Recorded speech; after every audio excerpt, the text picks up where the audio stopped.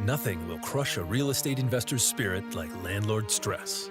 The difference between being successful and miserable in managing properties is education.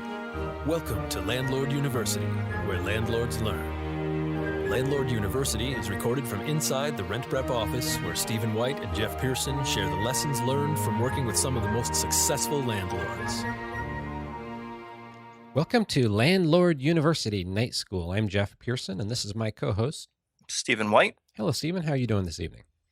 Pretty good, Jeff.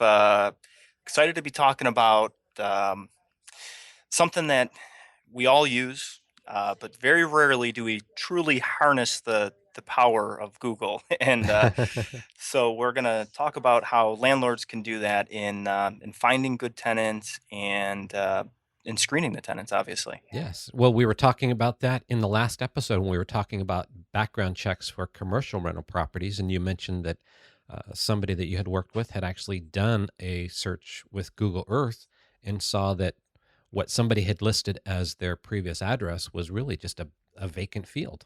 Right.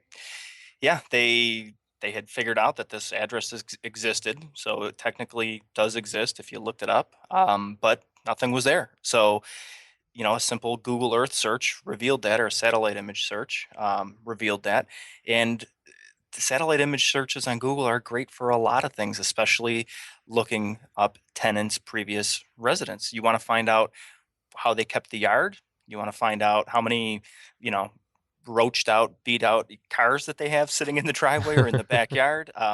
Google Earth can be great for that. So definitely a useful tool just on that aspect alone. Uh, the obvious things that Google can be useful for as well, searching a name. You want to put that person's name in to Google. You'd be shocked what you'd find.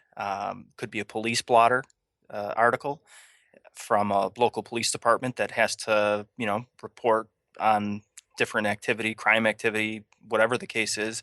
So we'll see names a lot of times just pop up as you put them in. Try different variations of the name as well. If you've got a Steven, try Steve. If you got a Jeffrey, try Jeff. All different combinations: Bill, William, Will, um, and phone numbers. Google the phone number. A lot of times we see, the phone numbers will pop up in a Craigslist ad, or the phone number will pop up in a, who knows. But it's always good to just, again, leave no stone unturned. Look everywhere.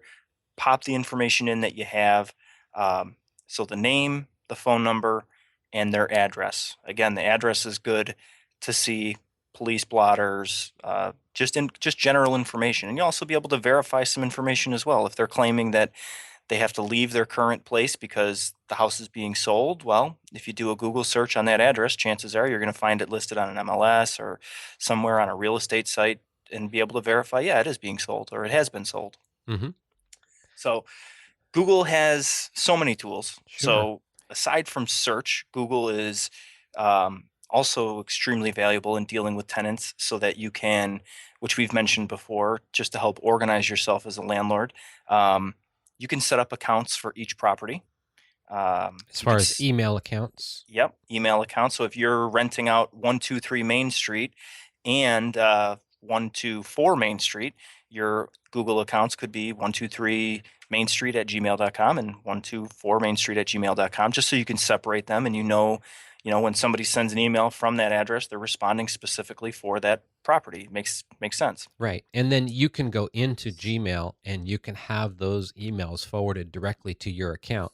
So Okay. Even though the person is sending it to 1234 Main Street, and you don't have to keep going to that email address and pulling it up. And there are a lot of different ways to find out. I'm sure on YouTube you could come up with some good explanation videos on how to set that up if you don't know how to. But essentially, you're just forwarding that to your current Gmail address, the one that you use, and they won't see your Gmail address if you set it up properly. So that when you reply to them, even though you're replying from your account, it will reply from the same account that the email was sent to. Right. Yeah, there's that layer that we always talk about too of, keeping your personal stuff, just at a good distance. And I think that's a great way to do it, so that way they don't have your personal email address. They don't, have just such a direct connection or contact with you. I mean, you may never end up renting to the people, so you don't want to just blast out your email address to to anybody willing to take it. You want to make sure that you have, something in there, some sort of filter in there, and that works great for that. Hmm. Google Voice, another super great feature for tenants. They're not jamming up your cell phone. They're not, texting you constantly. That's probably one of the most common complaints that we hear from landlords, believe it or not, is this this applicant's driving me nuts. They're texting me constantly. They want to know if I'm going to rent to them, what my decision is, which is a whole new topic in and of itself. To be aware of the pushy tenants that want to move very, very quickly. Um, but setting up a Google Voice will help alleviate some of that stress of having everything going straight to your own personal cell phone and voicemail. Exactly, because you can go into Google Voice and you can tell it that you want to turn off any notifications.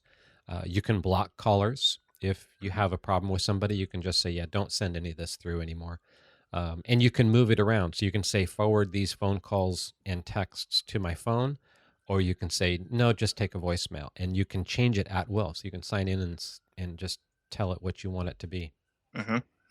Definitely. And aside from uh, the features of of some of Google's tools and things like that, just jumping back onto the search aspect of it, um, you know, there's so many different social media platforms these days that you're just not looking deep enough if you're checking only Facebook or LinkedIn or any of those things. So Google can also help identify um, you know what other platforms these people are on, so that you can check those things out too. Punch in their email address. Hmm. That may link to their Twitter account or to an Instagram or whatever the case may be. And there are no laws in place that say that you cannot, as a landlord, that you cannot search social media, just to be sure that you want to do an extra check. And I've mentioned this before. The crazier the person, the less likely they are to have that stuff set to private. Trust me, they will have all that stuff available for everybody to view. And those are the people that you obviously want to stay away from. When you end up finding a social media account and you see them doing crazy stuff, or you see house parties going on constantly, or who knows, Right. their profile picture is them giving the middle finger. I've seen crazy things. So, Hmm. you know, And there are a couple of things. From a Google search standpoint, you can put in their name and the name of the company they work for, mhm, and you might get something from that. But when you talk about the other forms of social media, if you if you do a Google search for them and you find out that their, say, Twitter handle is, fun guy 1234, Google search mm, that fun guy 1234 and see what that brings up, because they might use that in other places. right.